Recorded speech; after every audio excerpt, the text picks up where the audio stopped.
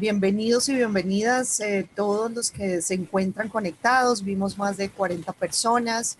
Les agradecemos su participación en este cuarto webinario del ciclo de webinars que hemos organizado en alianza a la Organización de Estados Americanos y la Red Regional por la Educación Inclusiva de Latinoamérica. Mi nombre es Mónica Cortés, soy directora de una organización de familias en Colombia que se llama SDAUN Colombia y nos dedicamos a promover los derechos y por supuesto la inclusión de personas con discapacidad intelectual. Soy también docente de profesión y activista de la educación inclusiva, soy mamá de un joven con discapacidad cognitiva que está a punto de graduarse de bachiller, entonces pues creyendo profundamente en la educación inclusiva. Para comenzar este webinar, le voy a ceder la palabra a Pamela Molina, que es Magíster en Discapacidad y Desarrollo Humano, especialista en discapacidad del Departamento de Inclusión Social de la Secretaría de Acceso a Derechos y Equidad de OEA. Entonces, Pamela. Bueno, ok, muy buenos días a todas y todos. Primero que nada, mil gracias a todos los participantes, los que han estado siguiendo este ciclo de webinar desde el principio, los que se unen ahora también. Muchas gracias a todos por su tiempo, por su atención, por su interés y compromiso con este tema. Les doy el saludo a nombre del Departamento de Inclusión Social de la Secretaría de Acceso a Derechos y Equidad de la BE.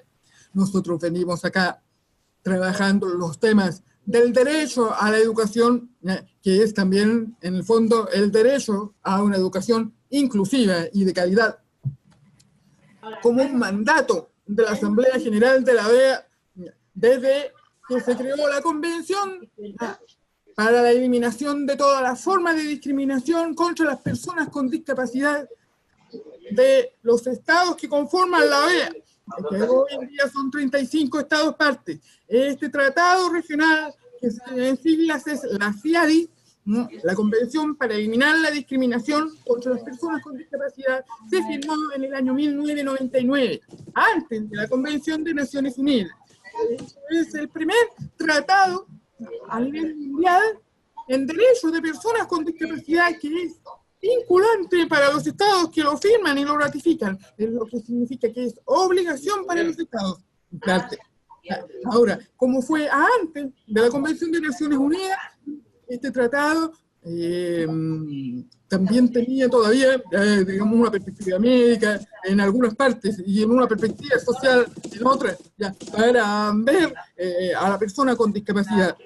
Pero desde su creación en adelante se creó el Plan de Acción de la década por los derechos de las personas con discapacidad, el PAD, que se aprobó por la Asamblea General en el año 2006 hasta el 2016, y luego la Asamblea General en el año 2016 aprobó una extensión por 10 años más, es decir, tenemos programa de acción hasta el año 2026.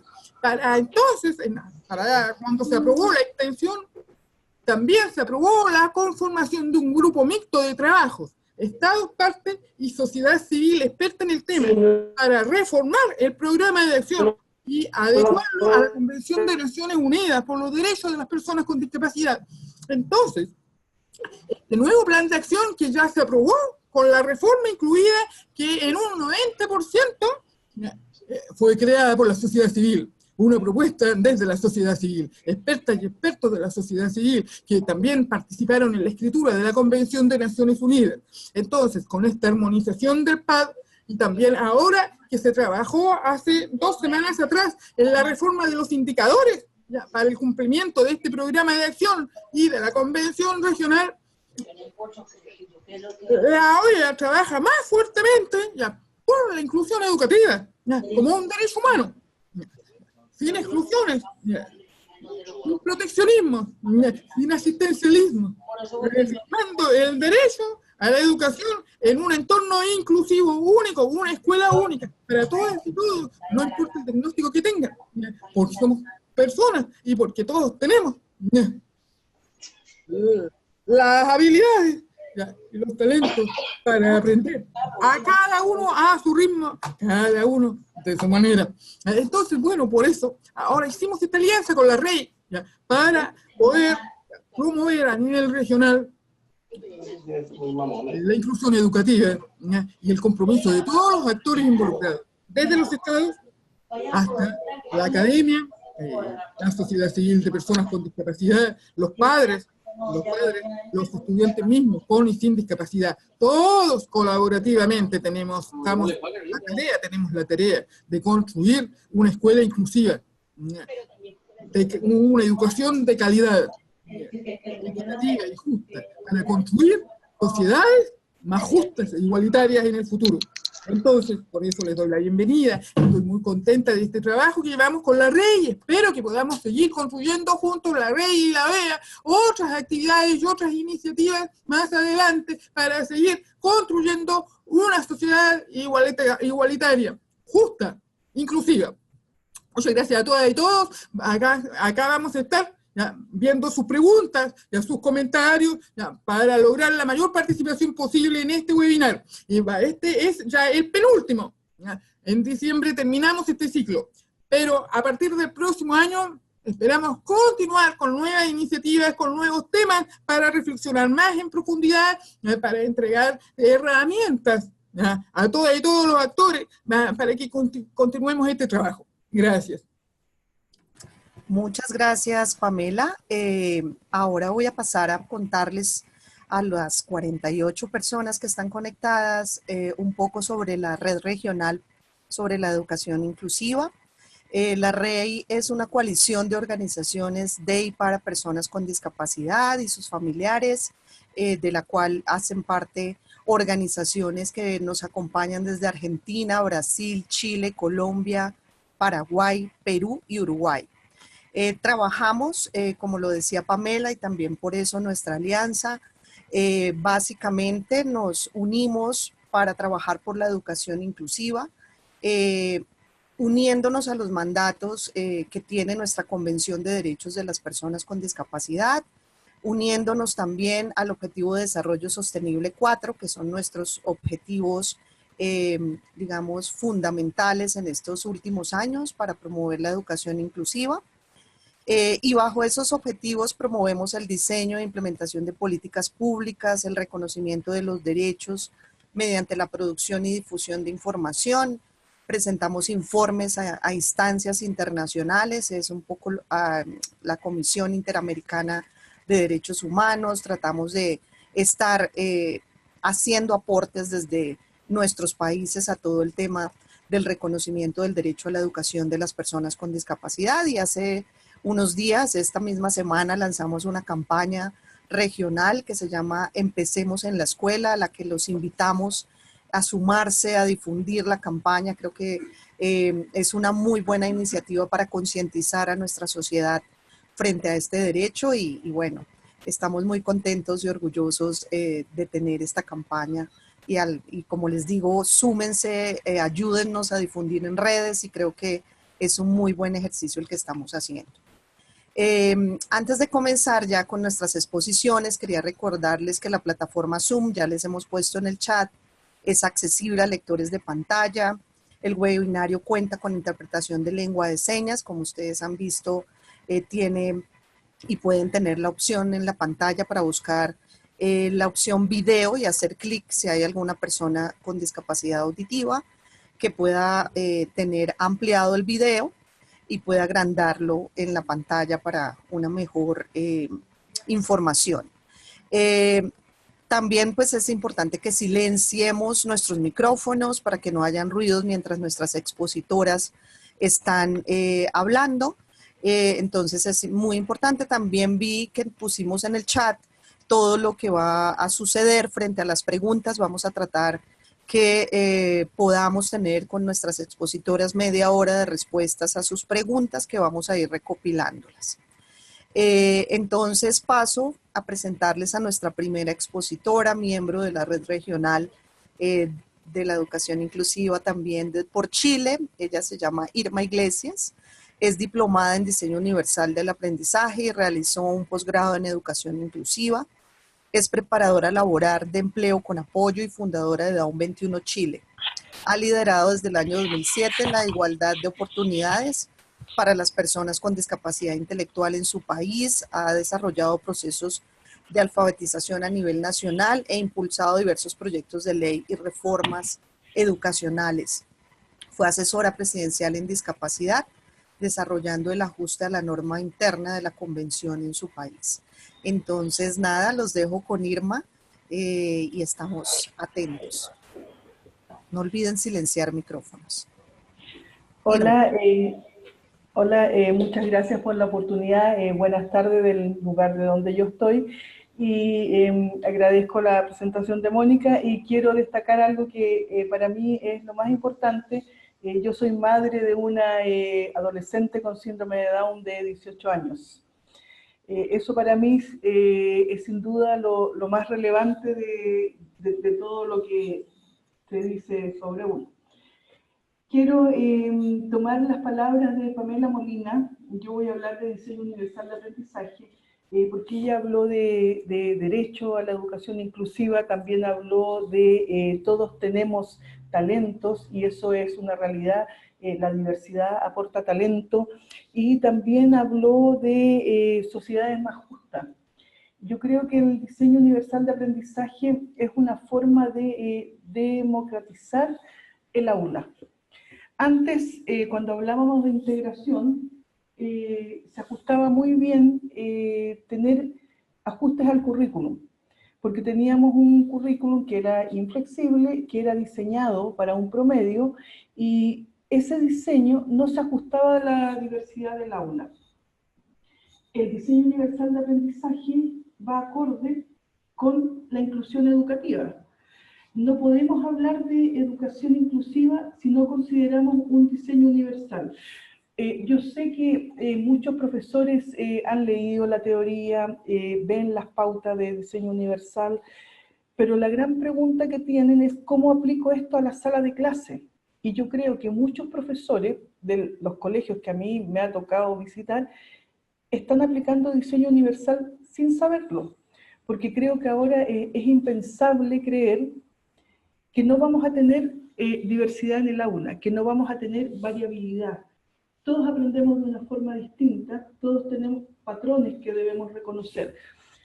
Lo que tenemos que preguntarnos para saber o entender realmente cómo yo aplico este diseño universal es, por ejemplo, si yo tengo una escala, si yo construyo con una escala, se dice que accesibilidad es que pongo una rampa.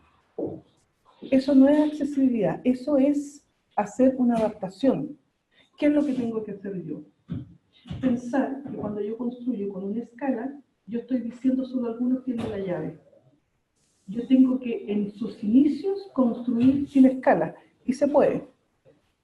Hay ciudades absolutamente accesibles, como por ejemplo Ávila, está diseñada absolutamente sin escala, pero desde sus inicios está pensado para todos. A eso es lo que tenemos que apuntar. Si yo tengo estos cubos que son de colores, y yo estoy pensando en un cubo para una persona ciega, generalmente se empiezan a hacer un cubo, aunque ese cubo esté en braille, y le quitan el color. La pregunta es, ¿por qué le quitamos el color? Si yo lo hago en braille y le dejo el color, obviamente el cubo va a servir para todos. Si yo incorporo la tecnología a la sala de clases, obviamente que voy a poder aplicar un diseño universal. Pero si yo uso un libro de texto, ese libro de texto es inflexible. Si yo creo que usando un PowerPoint, lo mismo que hago en el libro de texto, lo traspaso a un PowerPoint, eso no es aplicar tecnología.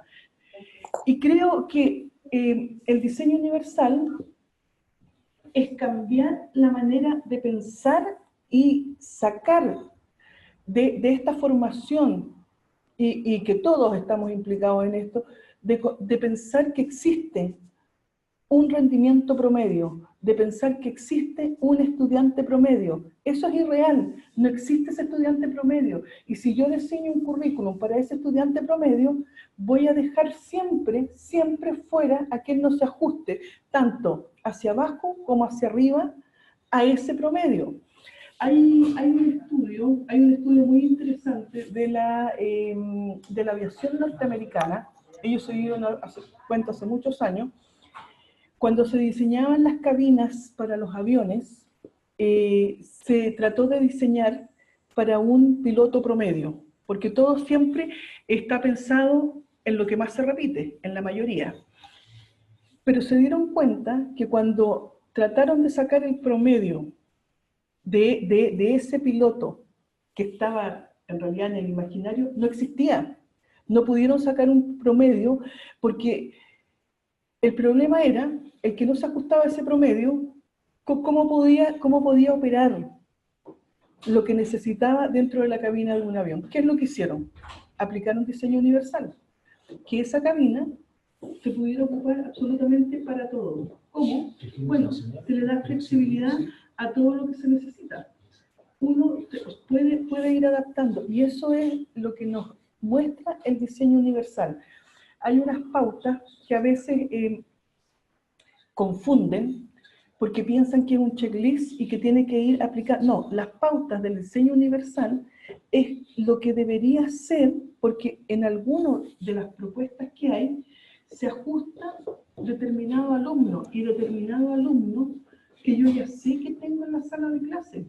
Existe una diversidad que no es lo mismo que la variabilidad. Y esa variabilidad que yo tengo en la sala de clase es predecible. Por lo tanto, yo ahí ya tengo una ventaja. El diseño universal tampoco es un curso que yo tome de 1 mes o 2 meses y yo ya piense que estoy preparada para el diseño universal. El diseño universal lleva una cantidad de tiempo, alrededor de 3 años más o menos, en que yo pueda implementar e ir aplicando el diseño universal para el aula. Tengo que primero conocer los alumnos que yo tengo que identificar barreras, y cuando a mí me hablan de los estudiantes, en este caso, con discapacidad, creo que ahí realmente no está el problema, porque las barreras yo ahí puedo identificarlas, gracias a tantos estudios que hay sobre cómo aprenden las personas con discapacidad, yo puedo identificar dónde se me van a provocar las barreras. Diferente es en esa diversidad y variabilidad que tengo en el resto de los estudiantes, que es más complejo y que tiene que ver con los entornos, con lo que ellos traen, con su experiencia, con el entorno familiar, con el entorno cultural. Ahí yo tengo mayor complejidad, pero si yo quiero desde el inicio desarrollar un diseño universal para el aula, en principio, y esto, el que dice lo contrario, en principio sí es verdad que es más trabajo, porque yo tengo que conocer a mis estudiantes, tengo que recibir información y ahí tengo que planificar, pero después todo es mucho más sencillo, porque como yo puedo anticipar barreras, obviamente que voy a ir cumpliendo los objetivos. También lo que es muy importante es que los estudiantes tengan claro cuál es el objetivo y tengo que trabajar con rúbricas. El estudiante tiene que saber qué es lo que tiene que hacer para obtener determinada evaluación. Y las rúbricas funcionan para eso. Si no le importa tener una buena evaluación, también está descrito qué es lo que tiene que hacer si no le importa determinar, o sea, si no le importa obtener una evaluación. Pero lo más claro, o sea, lo más importante es que el estudiante tenga claro cuál es el objetivo y qué se espera de él. También el diseño universal nos habla de diferentes niveles de desafío y cada estudiante verá dónde está su nivel de desafío. También el diseño universal nos habla de procesos iterativos. El proceso iterativo es una repetición, una vuelta, un feedback a lo que se está haciendo para lograr el objetivo. Y siempre vuelvo atrás para partir desde lo que el estudiante ha logrado.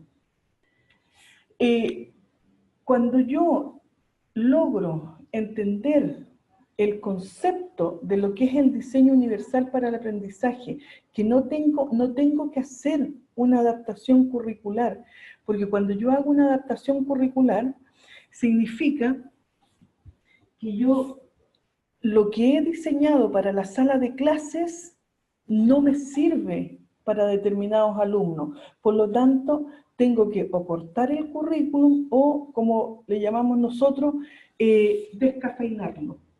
Si el profesor quiere realmente enriquecer su práctica pedagógica, hay que cambiar la mentalidad y dejar de pensar en que yo puedo diseñar una clase para ese estudiante imaginario, que vuelvo a insistir, el estudiante promedio no existe, existe la diversidad y la variabilidad en el aula, y en la medida que yo voy entendiendo que esta campana de Gauss ya hay que sacarla de la mente, que yo sí puedo, por ejemplo, proporcionar diferentes alternativas para acceder al aprendizaje.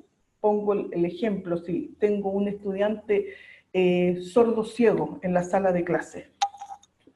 Si yo tengo un estudiante sordo-ciego en la sala de clase, obviamente que sé por los canales que no puede entrar. Eso ya es predecible.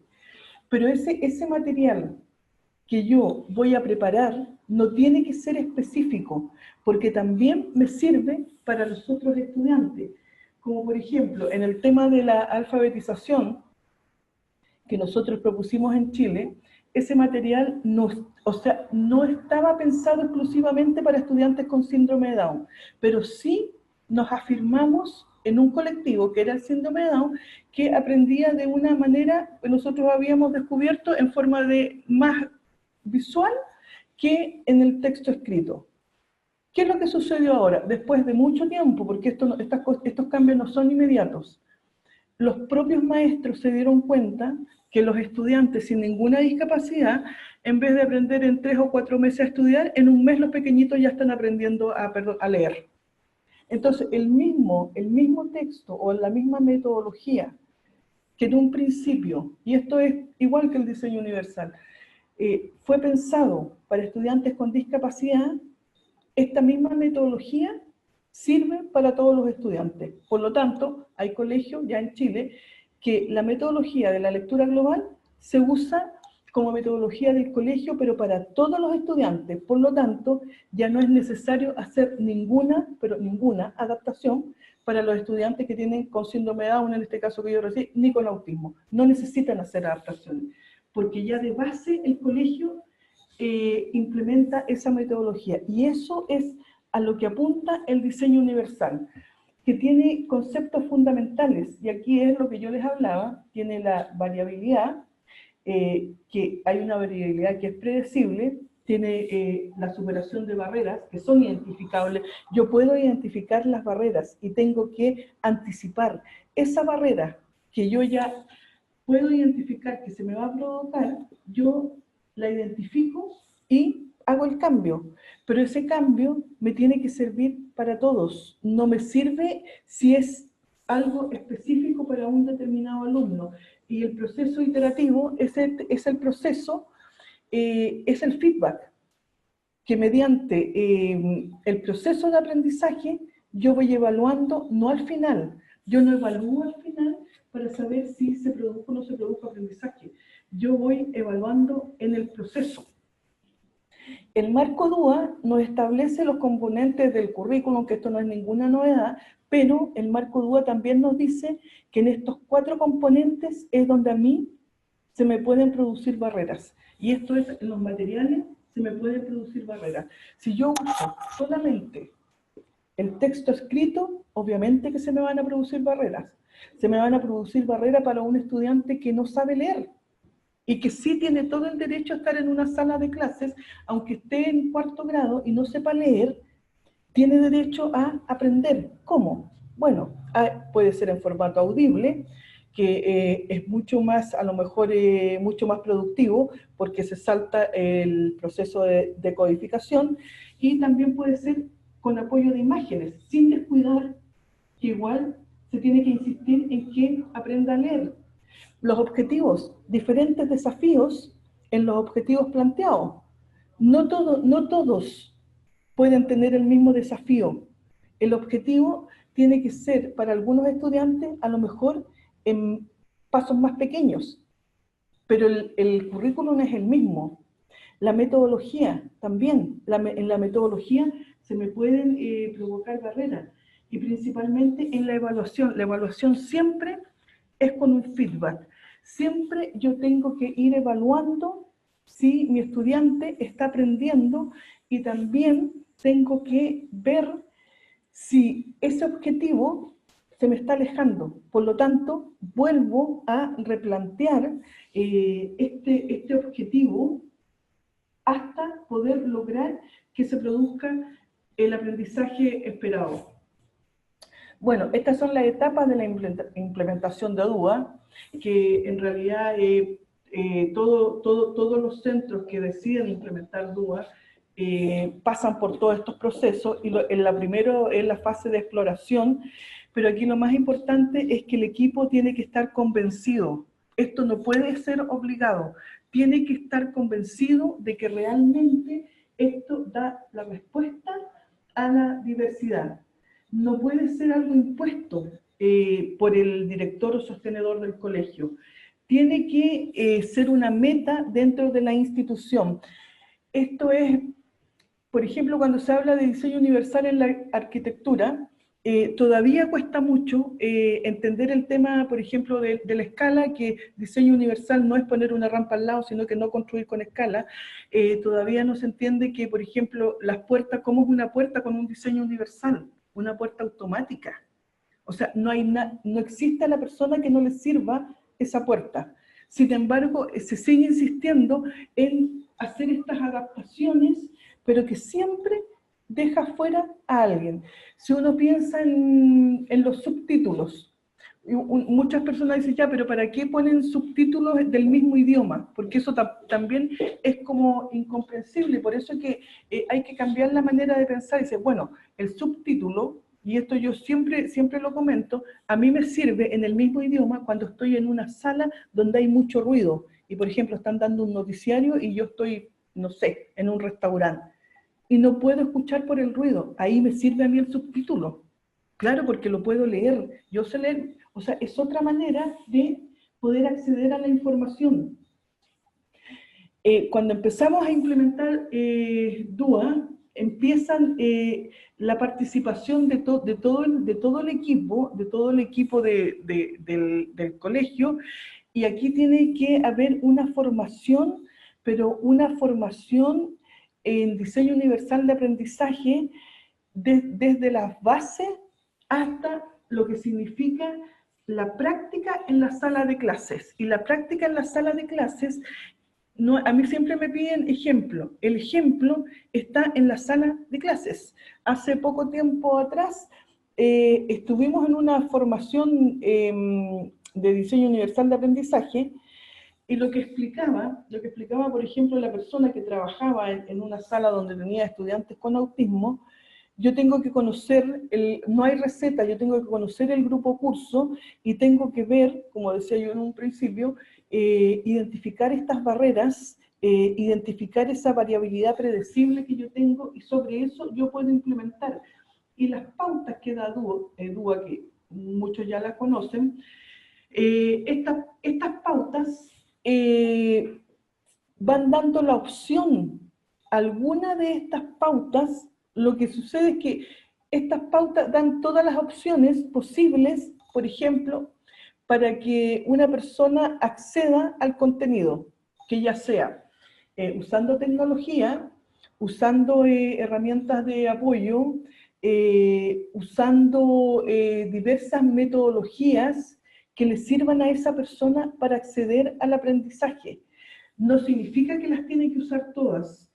Estas son las pautas DUA y los principios, que muchos la han leído, que dice proveer múltiples formas de compromiso, que eso no es ni más ni menos que la motivación que tiene cada persona, pero por ejemplo en las múltiples formas de representación hay una lista larga que uno identifica dentro de todas esas, porque yo ya sé el estudiante que tengo, que podría tener algún tipo de barreras, y ahí yo encuentro la respuesta. En esas pautas lo que yo voy encontrando es la respuesta y yo voy anotando en mi, no sé, en una agenda o en algo, voy anotando este apoyo o esta modificación que yo necesito hacer, pero siempre considerando que esta modificación que yo voy a hacer o esta accesibilidad no es específica, es algo que siempre va a servir para todos los estudiantes.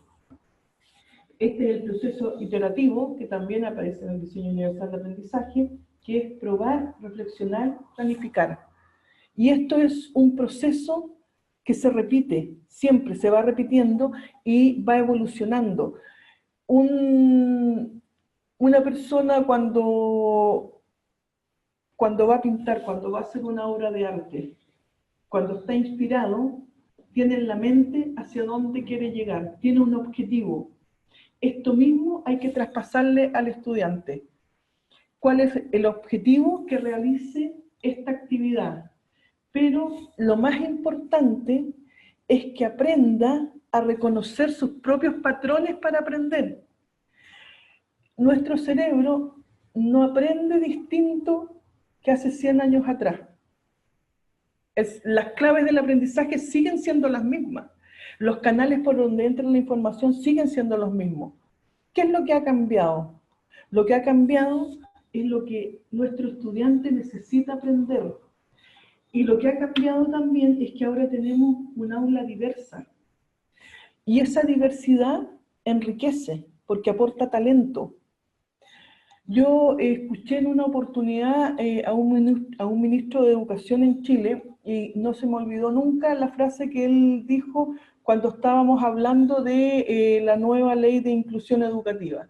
Y él dijo que no era gracia tener el mejor pan con la mejor harina. La gracia estaba en que con cualquier harina hacer el mejor pan. Y yo ahí pensé, dije, esa es la clave. Esa es la clave de un aula diversa. No hay que descafeinar los currículums. Nuestros estudiantes con discapacidad pueden acceder perfectamente, y tal como lo dijo Pamela Molina, todos tenemos talento para aprender. La diferencia está en cómo accedemos a esos conocimientos que todos necesitamos para movilizarnos en el mundo real. Aquí está, en esta diapositiva, está la explicación de lo que es el proceso iterativo, que parte de la idea que todo se puede ir mejorando. Se diseña una lección y se van revisando los objetivos y se va a mejorar. Este proceso siempre se va mejorando. Nunca con un buen proceso iterativo y donde existe un buen feedback, nunca va a empeorar, porque yo voy a darme cuenta cuando el alumno está teniendo dificultad en llegar al objetivo y en alguna medida se me está alejando. Bueno, tengo que revisar y volver a empezar, a lo mejor con objetivos a lo mejor más pequeños. En este caso, por ejemplo, nosotros en Chile todavía estamos con, y muchos países a nivel latinoamericano, estamos con proyectos de integración o con integración en las aulas. Para pasar a un aula inclusiva, hay tres puntos que son muy importantes, que es del currículum, del enfoque y de las pautas de DUA. Del currículum es que se entienda que el marco DUA, porque no es una metodología, diseña desde el principio un currículum para todos. ¿Qué es lo que sucede en estos momentos? Que el currículum a nivel nacional y en la mayoría de los países es otorgado por el Ministerio de Educación, y ese currículum tienen que seguirlo los maestros. Si nuestro estudiante que tiene alguna barrera de acceso al aprendizaje no llega a ese currículum, hacemos lo que se llama una adecuación curricular significativa. Eso es exclusión, porque le estamos dando algo que no está pensado en la inclusión. Le estamos dando algo que está pensado en la integración. Entonces todavía cuando hablamos de adecuación curricular significativa, estamos hablando de integración educativa, en donde dice que el alumno se tiene que adaptar al currículum. Cuando yo hablo de DUA, digo que DUA se adapta a la diversidad del aula. Aquí hay ejemplos de cómo ir, digamos, pensando en un diseño universal de aprendizaje y cómo hay que dejar ir a ese estudiante promedio, que ese estudiante promedio siempre está pensado en un estudiante enfrentado a un libro de texto, pero también hay que pensar en la diversidad del aula. Y si yo vuelvo a poner el ejemplo, y lo pongo porque en uno de los trabajos que me tocó hacer en el postítulo de Educación Inclusiva, era sobre cómo incorporar a un estudiante sordo-ciego en una clase de literatura, donde se estaba leyendo el libro de Ana Frank, considerando que él tenía su intérprete en lengua de señas, adaptado para él, pero cómo él podía percibir ciertas cosas que no se pueden explicar. Bueno, y el desafío era grande porque uno le cuesta de repente cambiar la forma de pensar, y en la parte que se estaba viendo el tema de los campos de concentración, porque el libro elegido era Ana Frank, y para que este estudiante pudiera imaginarse en alguna medida cómo era un campo de concentración, bueno, la sensación de frío, eso no es problema, porque eran helados, pero por el olor. O sea, identificamos un sentido donde se pudiera potenciar cómo era el horror de un campo de concentración. Bueno, la sensibilidad de los olores. Y así logramos que fuera, realmente un trabajo maravilloso, que fuera entendiendo cómo fue esa etapa del libro, donde no había forma, digamos, a la estructura que tiene uno de pensar, ¿cómo le explico esto? Si no hay forma de definirlo, o sea, cómo yo le defino algo que no puede ver. Y eso es, en realidad, el diseño universal, es un cambio de mentalidad, de poder pensar en que si algo, pongo nuevamente el ejemplo de la escalera, que nadie se cuestiona cuando se construye una escalera, de que ahí el mensaje que yo digo es: la llave solo la tienen algunos, y para subir esta escala tú no tienes que tener ninguna discapacidad física, cuando debería ser que la escala no exista. Se pueden hacer rampas en edificios inmensos, yo lo he visto en las plazas, en todos lados. Se puede construir sin una escalera. Y el mensaje que yo les quiero dejar es que un nuevo siglo pide paso en busca de una educación para todos.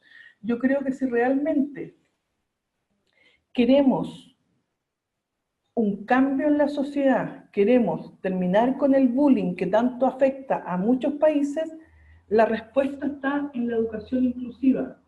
Si nosotros queremos realmente que todas las personas aprendan porque es un derecho, el diseño universal de aprendizaje es la respuesta.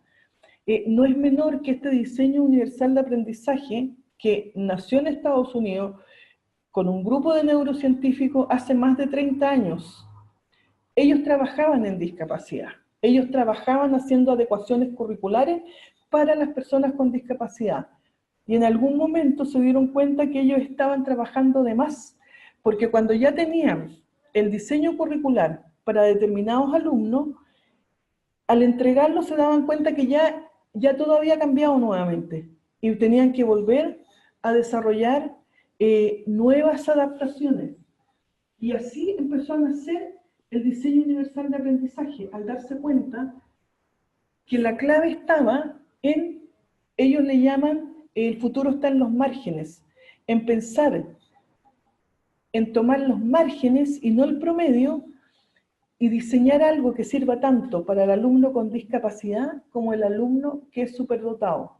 Si yo logro pensar en estos dos extremos, voy a tener cubierta la media y por lo tanto los objetivos fijados y el currículum va a estar adaptado para todos. Nadie me queda fuera. Y ese es el mensaje que ellos entregan, y lo que a mí me hizo mucho sentido cuando me involucré en el diseño universal de aprendizaje.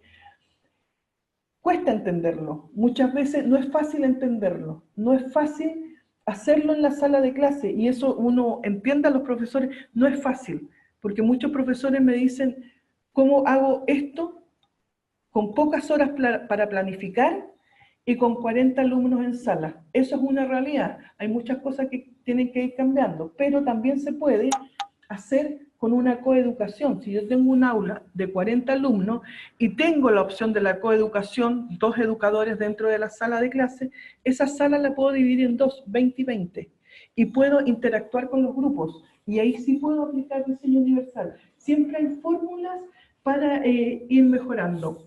Y este es el mensaje que yo les quiero dejar, es que sin duda no es posible pensar en educación inclusiva, porque el diseño universal de aprendizaje, que no es una metodología, es un marco, es un principio que entrega opciones para que todos los estudiantes puedan acceder al aprendizaje. Eso sería mi presentación, y agradezco a la REI y a la OEA, a Pamela Molina, por esta tremenda oportunidad de poder ir transmitiendo mensajes de igualdad y de derecho en la educación. Muchas gracias. Muchas gracias, Irma, por tu presentación. Vemos, perdón, aquí estamos recopilando las preguntas, que son bastantes, y bueno, vamos a darle paso a Pilar Cobe.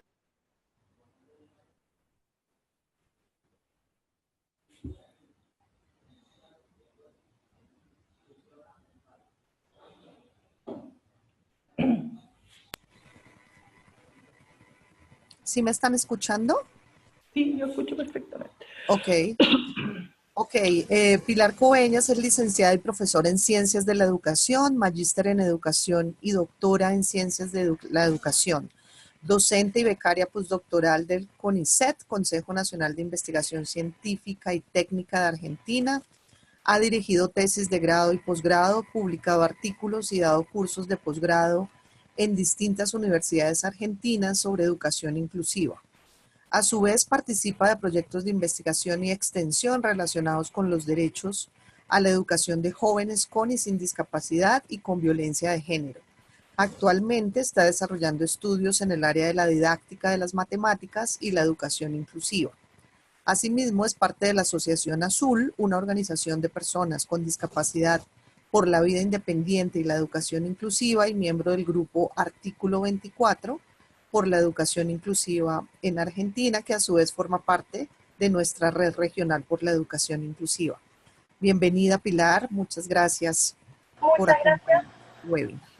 Ahí estoy seleccionando las filminas, perdón un segundito, para compartirlas con ustedes.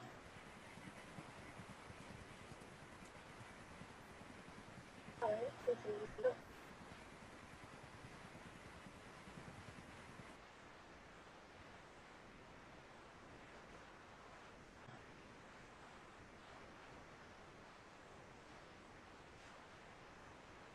Ahí se puede ver. Listo, Pilar, ahí está, ya se empezó a ver, muy bien. Bueno, muchas gracias. Bueno, yo quería contar un poco algunas ideas que pensé para colaborar con este webinario sobre la formación docente continua para una educación inclusiva, y parte un poco de la idea de que se está desarrollando la campaña de la REI, ¿no? Empecemos en la escuela, ¿no? Un poco una escuela inclusiva genera una sociedad inclusiva, y a la inversa también es cierto, ¿no? Una escuela que no incluye genera sociedades que excluyen y discriminan, ¿no? Entonces, bueno, traje un conjunto de ejes que me parecía que que podían ser útiles para pensar esta formación docente en educación inclusiva, seguramente hay muchos más. Pero bueno, les cuento un poco sobre qué entonces armé esta colaboración. ¿Qué ejes son necesarios promover entonces para una formación docente en educación inclusiva? Una perspectiva en derechos humanos, una perspectiva sobre la diferencia, que no la interprete como deficiencia, una buena formación didáctica, formación para el trabajo colaborativo, sostener como principio la escucha a personas con discapacidad, sus familias y organizaciones, poder identificar y eliminar barreras al aprendizaje y construir apoyos, y un desarrollo profesional atento a la formación continua y a la indagación. Quería entonces contar que mi perspectiva es una perspectiva pedagógica y una perspectiva didáctica sobre la educación inclusiva, y que desde este punto entonces lo primero es ubicar esas perspectivas en la línea de los derechos humanos. Es importante recordar que cuando hablamos hoy de educación inclusiva, lo entendemos desde esta perspectiva, no es una cuestión que solo la pensamos para las personas con discapacidad, sino para todos los grupos que ven vulnerado su derecho a la educación, y además esta idea de los derechos humanos hacen que sea necesario que las escuelas conozcan, reconozcan y garanticen la educación inclusiva a las personas con discapacidad, porque es la forma que ha sido reconocida como esta forma que efectiviza este derecho. Hoy sabemos que existen en nuestros países, en la región, otras formas educativas como la exclusión, la segregación o la integración, pero estas son reconocidas como formas discriminatorias. Por más que persisten y en algunos casos son incluso hegemónicas, tenemos que tener cuidado, y como docentes y como instituciones educativas tenemos la obligación de conocer los derechos de los niños y niñas, incluyendo a aquellos con discapacidad, de garantizarlos y de hacer conocer a los niños y niñas sus derechos.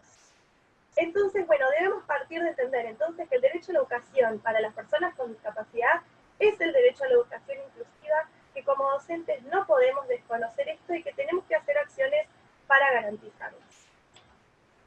Una segunda cuestión que me parecía importante traer para colaborar con estos debates es algo que ha sido reconocido como importante en múltiples investigaciones pedagógicas y didácticas sobre la educación inclusiva, que es la perspectiva sobre la diferencia que tienen las escuelas.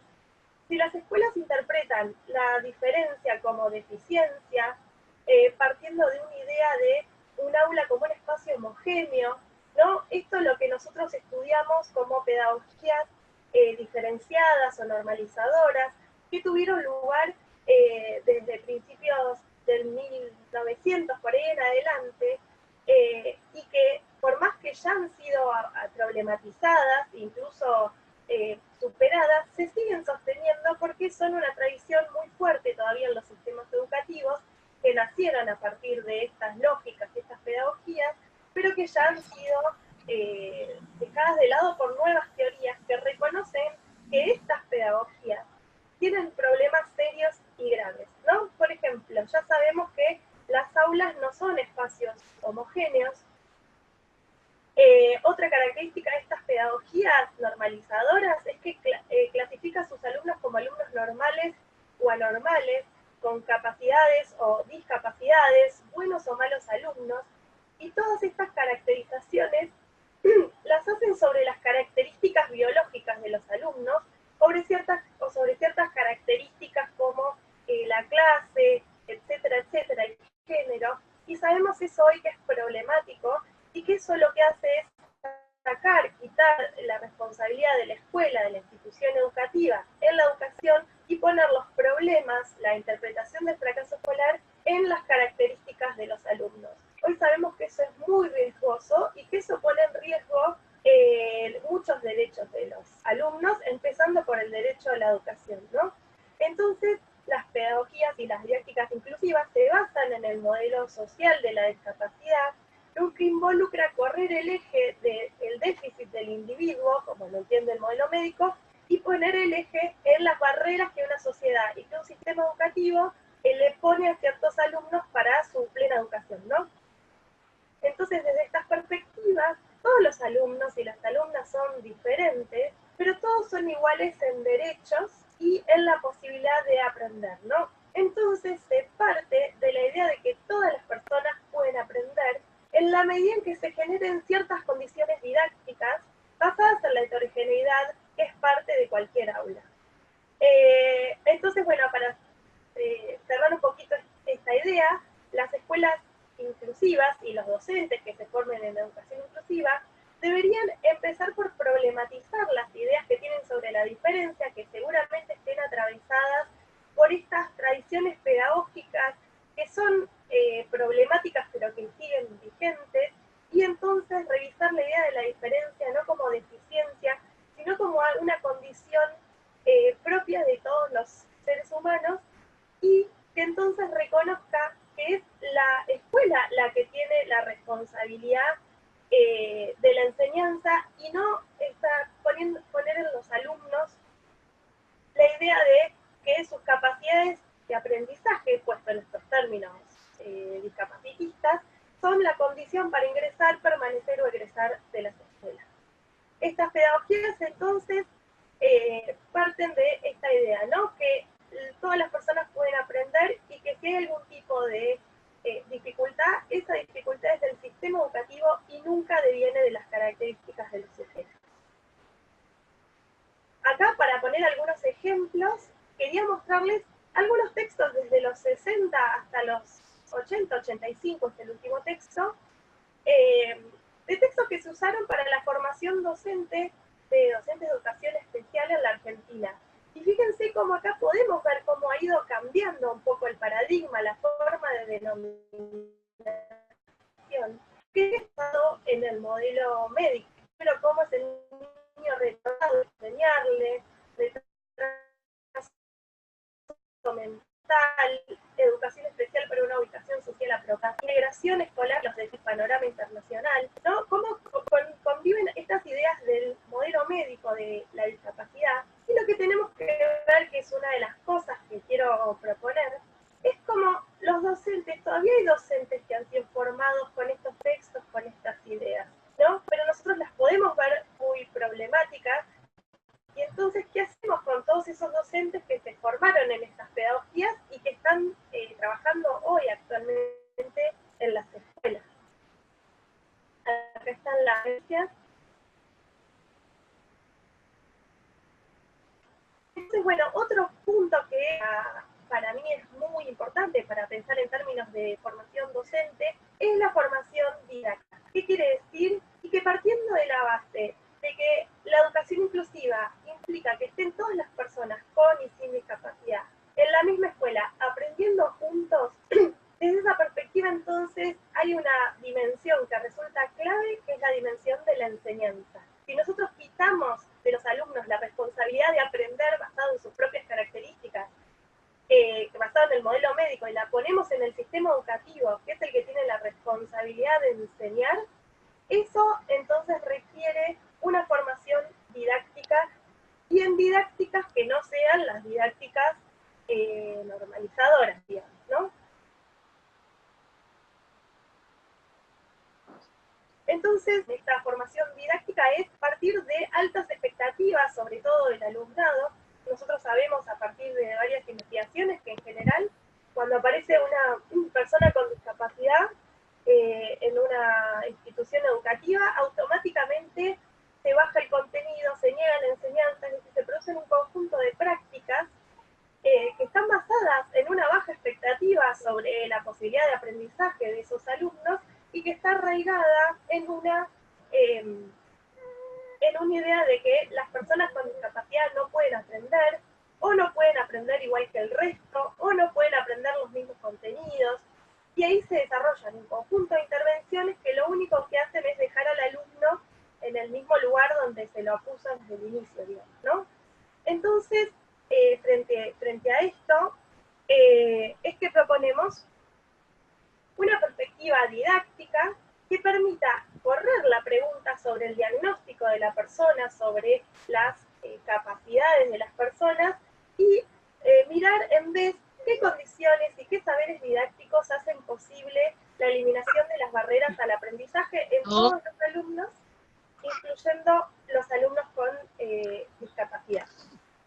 En este sentido, hemos observado que esta tradiciones pedagógicas diferenciadas entran a las escuelas especiales y también entran a las escuelas comunes cuando entra la persona con discapacidad.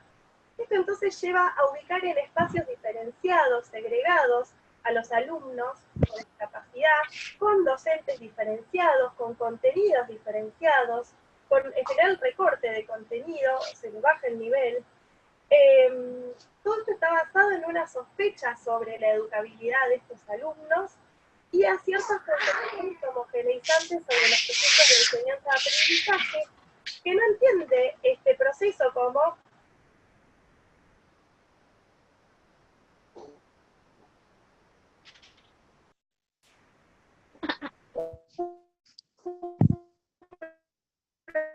proceso de enseñanza y uno de aprendizaje. Lo que enseño se aprende tal cual yo lo enseñé.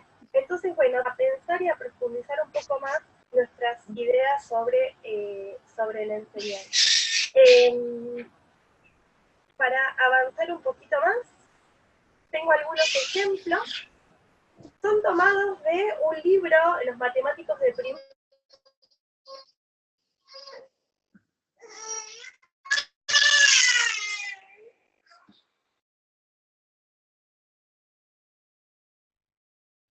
Pili, ¿se te fue?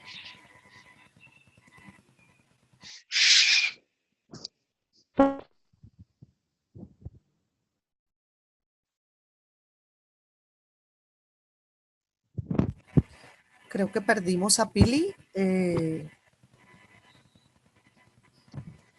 No la escuchamos.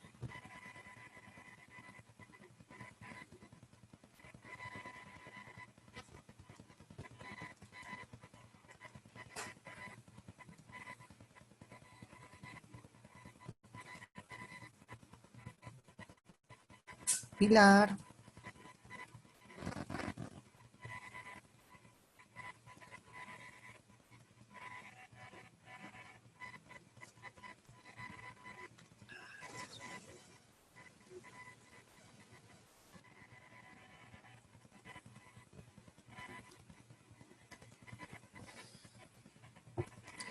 Nos dice Pili que se desconectó. Está ya tratando otra vez de regresar. Vamos a ver.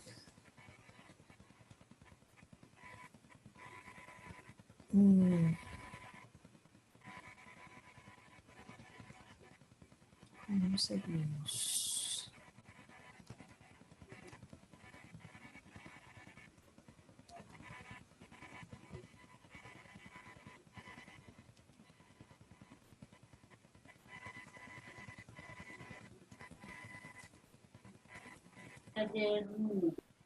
¿Ya?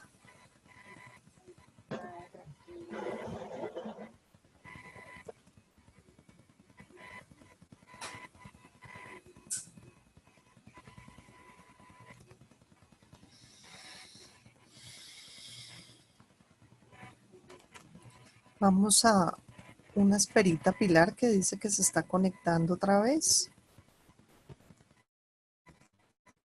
Disculpas, siempre la tecnología nos juega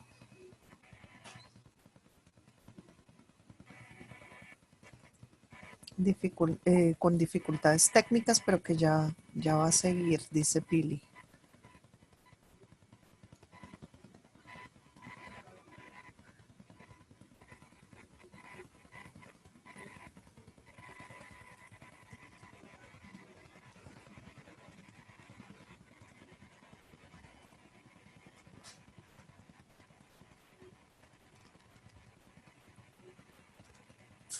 Podemos, no sé si es que no querría cortar, dice Pili que sí, pudiéramos ir mirando algunas de las preguntas, ya que Irma está con nosotros aquí, que pudiéramos ir revisando algunas de las preguntas que hemos venido recopilando del chat en el tema de DUA. No sé, Irma, ¿estás lista? ¿Con vos? Irma, mientras recuperamos a Pili,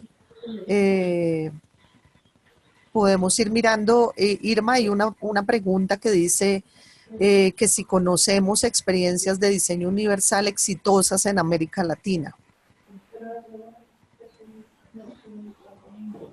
Irma.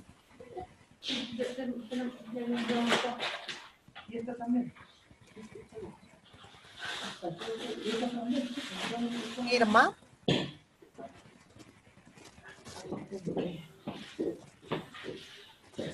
Irma. ¿Qué dice? Hola, Irma. Irma, es que en vista de que Pili está tratando de conectarse, porque se le cayó el internet, nos está diciendo, entonces queríamos pasar y aprovechar para responder algunas de las preguntas que te han hecho Ya. en el chat. ¿Sí? Entonces, una era que sí conocemos experiencias exitosas de aplicación de DUA en América Latina. Las experiencias que hay es bueno, Chile es pionero en implementación de DUA y me parece que hay otra pregunta también de que si está por ley, en Chile está por ley la implementación de DUA. Al currículo educativo. Sí, y en Chile sí hay experiencias exitosas de implementación de DUA en varios colegios, digamos, a lo largo del país. Se está en el proceso en realidad, pero sí ese proceso ha sido exitoso, porque eso también es importante, hay mucha formación desde el Estado. O sea, el Estado ha impartido formación a los docentes sobre DUA. Exactamente, y está en el proceso también de seguir, digamos, impartiendo formación a lo largo de todo el país a los colegios que reciben aportes del Estado. Ok, muy bien. Pamela, no sé si tú conoces experiencias de DUA en Latinoamérica, de aplicación del diseño universal. ¿Aló? ¿Me oyen? Sí, te oímos. ¿Me oyen? Ok. Bueno, en realidad, lo que yo he visto a nivel de América Latina, con los seminarios que estamos realizando en diferentes países sobre educación inclusiva, en realidad es desconocimiento muy grande entre los docentes sobre el DUA. Entonces, quieren aprender, todos necesitan las herramientas. Y hay algunas experiencias que más bien llamarlas prácticas inspiradoras y no buenas prácticas, porque todavía no es realmente la aplicación 100% del DUA o la transformación de la escuela, pero por ejemplo, en los países donde hemos estado, experiencia en Paraguay, prácticas en Paraguay, en Ecuador, y, a ver, sí, principalmente esos dos países hemos visto prácticas inspiradoras que van tratando de ver y los docentes aprendiendo más sobre el DUA, sobre cómo aplicarlo, pero en general, más que nada, es una gran demanda por información al respecto, por formación. Ahora, la UNESCO, junto con la OEI, la Organización de Estados Iberoamericanos, a donde la OEA ahora entró también a participar,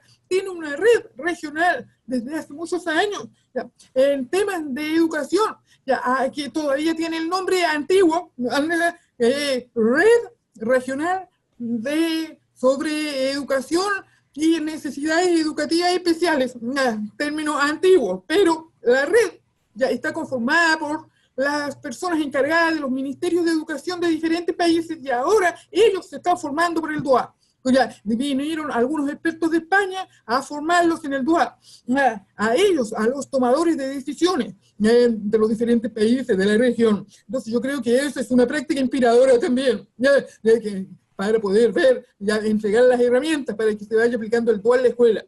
Eso es lo que yo conozco. Muy bien, Pamela, gracias. Sí, sin duda, les puedo contar también un poco. En Colombia hay desde el año pasado un decreto, el 1421, que reconoce, digamos, el diseño universal como estrategia Obviamente lo que también veíamos en las preguntas es cómo vincular ese diseño universal al currículo, porque también nos preguntan mucho aquí que cómo hacer cuando el currículo que está establecido desde nuestros gobiernos o de nuestro sistema educativo tiene ya unas características y que es de alguna manera inflexible. Creo que ahí es donde entraría este concepto que bien nos lo decía Irma, es un concepto que tiene que entenderse como que ese currículo que tenemos debe ser ajustado para todos, digamos, teniendo en cuenta las particularidades de cada uno. Eso lo estamos tratando de hacer. Colombia está trabajando en formación docente, está trabajando en preparar materiales con estrategias de diseño universal, entonces pues eso también se los podemos compartir. Creo que ya Pilar regresó, entonces vamos a continuar, Pili, con tu ponencia y luego volvemos a las preguntas. Muchas gracias. Perfecto, pido mil disculpas por el problema técnico. Vuelvo entonces sobre la idea de ciertas condiciones didácticas que pueden ser como una barrera o pueden ir en torno al aprendizaje de todos los alumnos, incluidos aquellos con discapacidad. Acá yo les contaba que traigo un ejemplo de un libro que se usa mucho en las escuelas en Argentina, y digo, un poco tomo dos ejemplos extraídos del mismo libro, y son libros muy usados en Argentina. Fíjense que en la imagen que dice tablas para completar y consultar, eso lo completó un alumno con discapacidad en una escuela común, pero fíjense cómo tiene que poner la cantidad de orejas que tiene un conejo, dos conejos, tres conejos, la cantidad de ruedas que tiene un triciclo, dos triciclos, tres triciclos, ¿no? Son problemas que apuntan al estudio de situaciones multiplicativas sencillas. Y fíjense cómo la docente, sobre una actividad que podría haber sido usado de múltiples formas, la docente al costado le dibuja a cada uno de los conejos, al costado le dibuja los triciclos, le dibuja los gatos con mucho detalle. Fíjense como más allá del material, la docente integradora interpretó que ese alumno no iba a poder resolver solo esa actividad, y lo que hizo fue apuntar a una intervención que le va a habilitar al alumno a desarrollar un solo tipo de procedimiento para resolver esa actividad, que es el conteo. O sea, tiene los conejos y él va contando las orejas. Lo que hace ese tipo de intervención es de alguna forma partir de la sospecha del supuesto de que el alumno no puede desarrollar otra estrategia, que no va a alcanzar a entender el tipo de contenido que se está promoviendo, y le da una estrategia que ya parte de una única estrategia, y es el conteo. Entonces, cuando uno apunta a un solo tipo de procedimiento, lo que hace es dejar al alumno en lo que el alumno ya sabe o puede hacer. En cambio, si uno va variando el tipo de problemas o la intervención, podemos pensar en cómo el alumno va avanzando en sus procedimientos desde el conteo hasta otros procedimientos más complejos, ¿no? Un poco trayendo estas dos imágenes del mismo libro, quería generar esta idea de cómo con el mismo tipo de material se pueden generar aproximaciones didácticas diferentes mediante las distintas intervenciones. Entonces, el mismo tipo de material no nos asegura el desarrollo de altas expectativas sobre los alumnos, de una educación inclusiva, ¿no? Por ejemplo, en el ejemplo que puse a continuación, que dice más problemas para resolver, los problemas de esas páginas, como dije, apuntan a iniciar a los niños en situaciones multiplicativas sencillas a través de una variedad de procedimientos. Entonces, como podemos ver, en una primera actividad se presenta el dibujo completo de los 4 mazos de cartas o cada paquete con figuritas, y están todas las figuritas descritas de forma bastante, con bastantes detalles, ¿no? En esa primera actividad que se presenta este dibujo completo, los niños se supone que pueden apoyarse en esos dibujos para el conteo. Cada uno, a partir de estudios sobre cómo los niños avanzan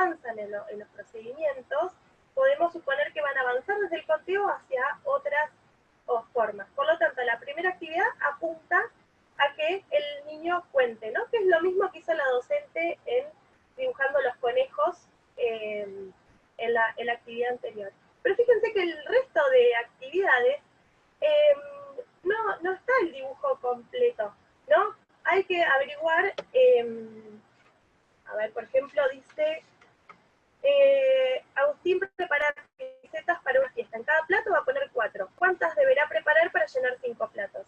Y se muestra un solo plato dibujado.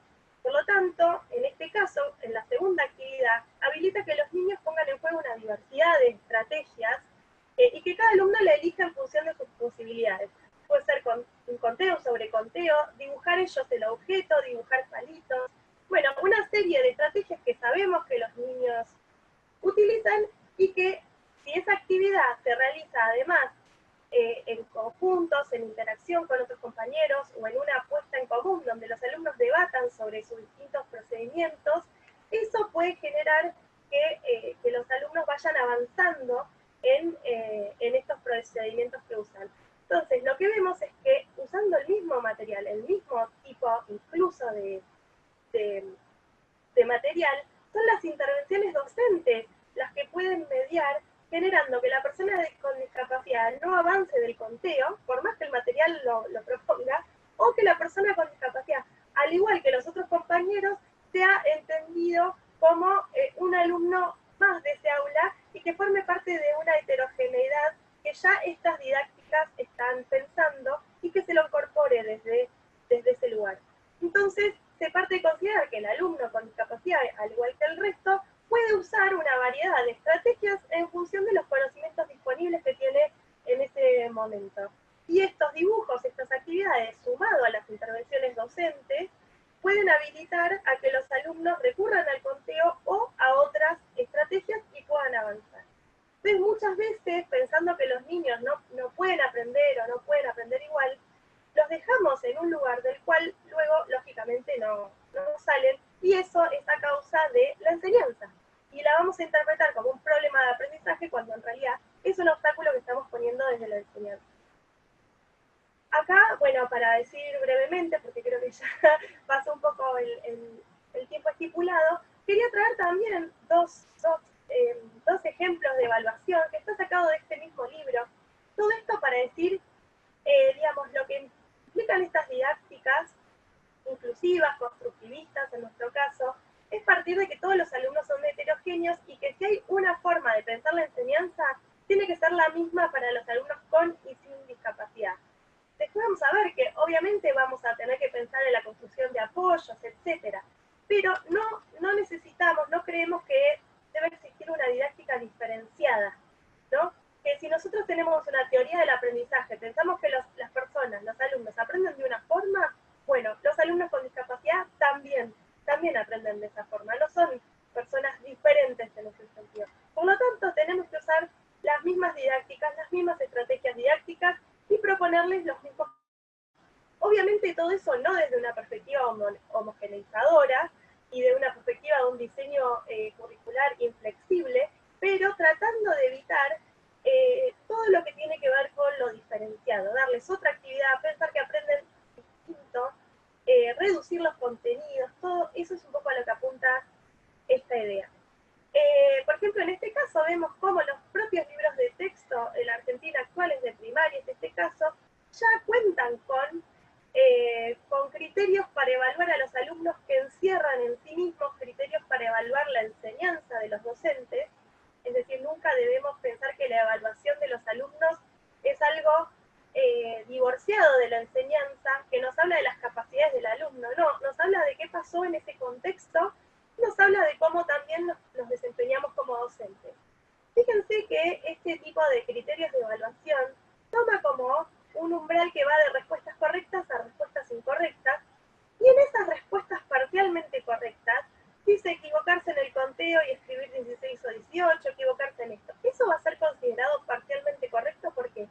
Porque desde estas perspectivas se considera el error no como ausencia de conocimiento, sino como un tipo de conocimiento que nos da la pauta de qué es lo que tenemos que revisar, volver a enseñar, o enseñar en más tiempo, con distintas estrategias, etc. Esto está basado en un conjunto de investigaciones didácticas que se vienen realizando ya hace 20, 30 años, que estudian cuáles son los errores típicos que producen los alumnos ligados a sus formas de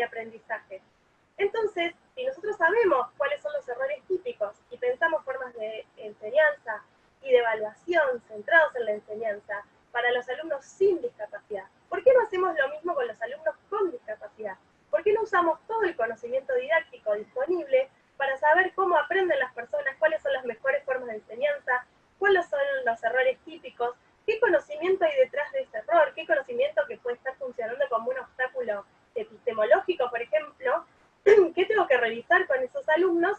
Eso existe hoy en ciertos enfoques didácticos como las didácticas constructivistas, y a veces lo que nos impide recuperar esto y ponerlo en función de nuestros alumnos con y sin discapacidad son ciertas visiones discapacitistas sobre las personas con discapacidad, que están basadas en, como venimos diciendo, ¿no?, ciertas sospechas sobre su educabilidad, etcétera, etcétera.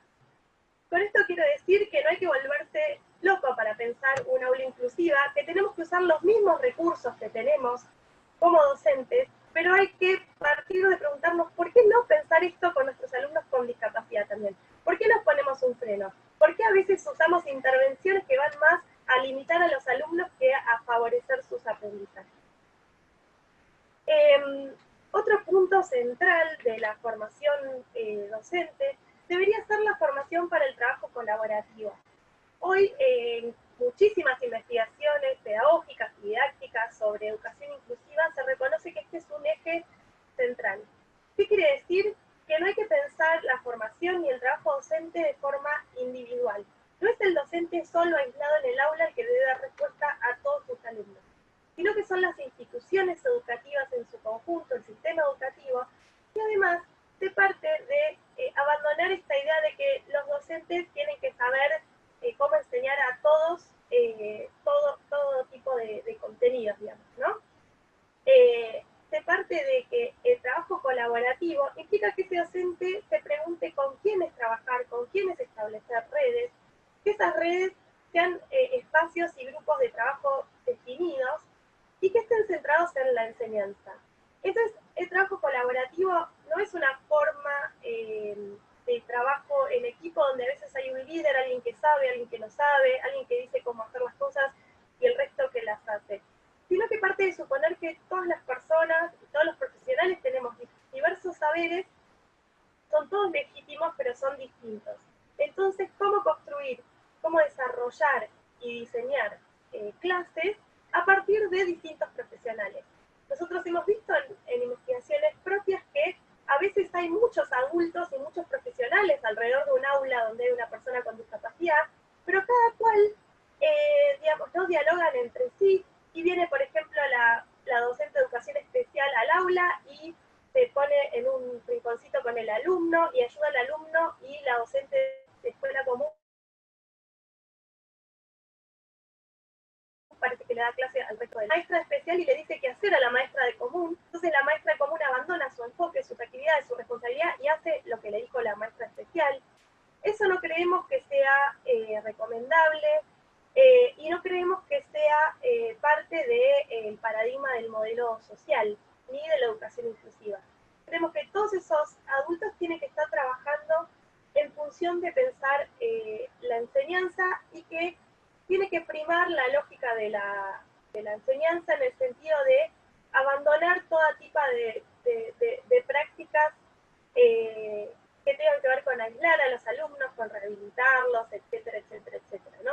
Y ese alumno tiene que estar en la escuela común aprendiendo igual que sus compañeros en los mismos espacios, con el mismo tipo de actividades, etcétera, etcétera, etcétera.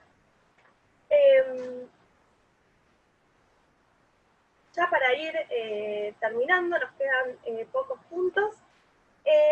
Algo que entendemos como muy, muy importante es sostener como principio la escucha a las personas con discapacidad, sus familias y las organizaciones, ¿no? Nosotros sabemos que un poco el corazón del modelo social es que la persona con discapacidad es la principal protagonista de su propia vida, ¿no? Entonces, un poco ese giro del modelo médico al modelo social, el lema de la convención, nada sobre nosotros y nosotros, implica que nosotros ya no podemos, como educadores, desconocer la voz de las personas con discapacidad, sus familias, y ese lugar como interlocutores, informantes claves de sus propios procesos educativos. Por eso tenemos que informar y escuchar permanentemente a los alumnos, contarles cómo se les enseña a desarrollar estrategias metacognitivas, incluso los alumnos, y además los alumnos siempre son, como dije, informantes claves, son los que mejor nos van a poder dar un feedback del proceso, de nuestra función como docentes. A su vez, en otras investigaciones hemos identificado que las escuelas inclusivas son generalmente escuelas abiertas hacia adentro y hacia afuera, ¿no? Son escuelas que también permiten la relación con la comunidad y con las organizaciones de la sociedad civil que pueden entrar y hacer actividades, recomendar, etcétera, etcétera. Entonces, bueno, ese principio de escucha creemos que también es relevante y habilita un conjunto de prácticas inclusivas que, si nos mantenemos aislados, vamos a correr el riesgo de no poder desarrollarlo. Antes de cerrar, quería hablar un poquito de algo que es muy central también a la educación inclusiva, que es la identificación y eliminación de barreras al aprendizaje y la construcción de apoyo. ¿No? Hoy sabemos que la educación inclusiva centra la mirada en la identificación de barreras, corre la mirada del déficit al alumno y pone la mirada en las barreras que producen las instituciones educativas. Pueden ser barreras de acceso físico, comunicacionales, actitudinales, didácticas, ¿no? Quiere decir que no se pueda ingresar, permanecer en un lugar porque no hay condiciones físicas edilicias, que la persona con discapacidad no tenga las condiciones para su comunicación en lo que requiera. Actitudinales aluden a la creencia de los docentes en el modelo médico, a ciertas formas de discriminación. Las barreras didácticas tienen que ver con todas estas intervenciones o la negación de la enseñanza, o todas estas tipos de actividades, intervenciones docentes que no promuevan la construcción de conocimiento por parte de los alumnos, que lo dejen donde están, ¿no? Que le limiten esa posibilidad. Los apoyos no hay que diferenciarlos de la idea de adecuaciones o adaptaciones, que como bien explicó Irma, parten de la idea de un currículum no flexible, homogéneo, y que yo adecuo algo para la persona con discapacidad. No, los apoyos deben estar basados en el modelo social, tener como eje la enseñanza, y supone todas las transformaciones que las instituciones tienen que realizar en pos de una educación inclusiva. Hay un documento que es muy interesante y muy conocido, que es el Índice para la Inclusión de Ainscow y Wood. Ese tipo de material resulta muy favorecedor para trabajar sobre este tipo de procesos. A su vez, una escuela inclusiva desarrolla tipos de apoyo comunicacionales, de accesibilidad física, comunicación, recursos humanos, que como dijimos, no es la simple presencia de personas, de profesionales, sino su presencia y su trabajo desde una perspectiva del modelo médico y una perspectiva de trabajo colaborativa. Tengo acá algunos ejemplos de algunas producciones que construyeron jóvenes con discapacidad de la Asociación Azul de La Plata, Argentina, que son usuarios de comunicación aumentativa alternativa. Acá hablar de apoyos dirigidos a la comunicación implica un poco escuchar sus voces y ver qué nos dicen sobre esto, ¿no? Porque la verdad es que muchas escuelas no aseguran los apoyos a la comunicación, y esto puede, digamos, repercutir en prácticas y en situaciones muy discapacitantes, hasta deshumanizantes. Por lo tanto, es muy importante centrarnos, asegurarnos que todos se puedan estar comunicando de forma plena. Leo algunos de los materiales que prepararon. Dicen: entender al que no habla es devolverle el poder que le quitamos. Queremos que todos los maestros y maestras conozcan la comunicación aumentativa alternativa. Estemos seguros que todos nos comunicamos. Todos significa todos. Ya para terminar, una última cuestión que quería desarrollar es un desarrollo profesional atento a la formación continua y a la indagación. Esto, como, digamos, plantearlo de esta forma no implica que los docentes tengan que ser investigadores, sino que tengan estrategias y voluntad para la indagación de formas de enseñanza, consulta de material especializado en pedagogía, didáctica, etc. ¿Qué quiere decir esto? Ir un poco contra esa frase que es tan común, por lo menos en Argentina, que es: no me formaron para esto, ¿no? Cuando recibo a mi alumno con discapacidad en la escuela común, como no me formaron para esto, creo que tengo derecho a excluirlo, a no enseñarle, a decir, como yo no les sé enseñar, entonces quiere decir que él no puede aprender, o yo pruebo de esta forma, si no aprende es que no puede aprender y no que yo tenga algunas dificultades para la enseñanza. Y considerar que la formación inicial en docencia no nos va a dar respuestas para toda nuestra práctica de todos los años de profesión de nuestra vida, sino que todos los profesionales y todos los trabajadores de la educación nos tenemos que seguir formando. Por ejemplo, esos textos que yo les mostré al inicio, que se usaban para la formación docente, en este momento son obsoletos, y todas las teorías didácticas y pedagógicas que plantean ya están súper discutidas, y hay acuerdos dentro del campo académico de la educación que dejan de lado todas esas ideas sobre la educación. Entonces, una persona que se formó hace 30 años, sigue trabajando en la escuela, pero se formó con esos textos, en este momento encuentra dificultades para buscar estrategias o incluso aceptar la presencia de un alumno con discapacidad en la escuela común. Pero si yo me sigo formando, me formo nuevas didácticas y pedagogías que van avanzando con la investigación y a la luz de también los requerimientos de los nuevos perfiles de alumnos que vamos teniendo, si yo me sigo formando, si yo tengo una pregunta, cómo enseñarle a este alumno en este grupo, yo puedo buscar y ver que hay otras personas que han escrito sobre eso, que me dan recomendaciones, que me ayudan a pensar una actividad, una intervención, etcétera. Bueno, entonces se supone que el docente tiene que ser ese docente que pueda seguirse formando, problematizar algunas herencias que quedan de paradigmas en los que quizás se ha formado que son obsoletos, y estar en contacto con las nuevas producciones didácticas y pedagógicas sobre las formas contemporáneas de pensar la enseñanza y el aprendizaje, y producir nuevas formas de enseñanza a partir de estos conocimientos. La idea, ¿no? El docente no tiene que producir formas nuevas basándose de cero o en una perspectiva asociada, sino que el docente debe conocer estas investigaciones para poder pensar con esta idea. Agradezco mucho y pido disculpas por la... Gracias, Pili.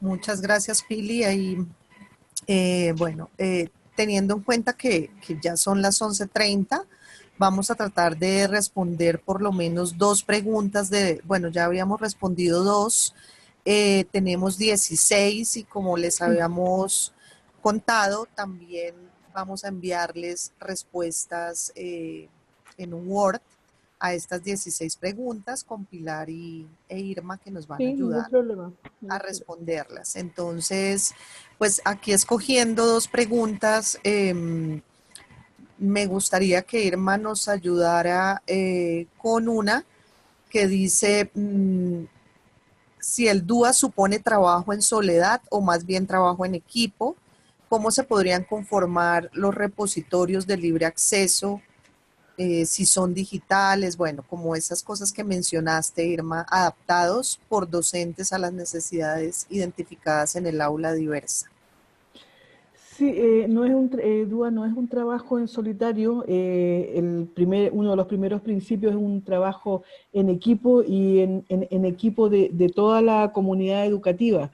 Ahora, las herramientas de apoyo, yo no sé cómo será en otros países, pero al menos en Chile, todo lo que sea apoyo está garantizado por recursos que se entregan, en este caso, a los colegios que tienen proyectos de integración.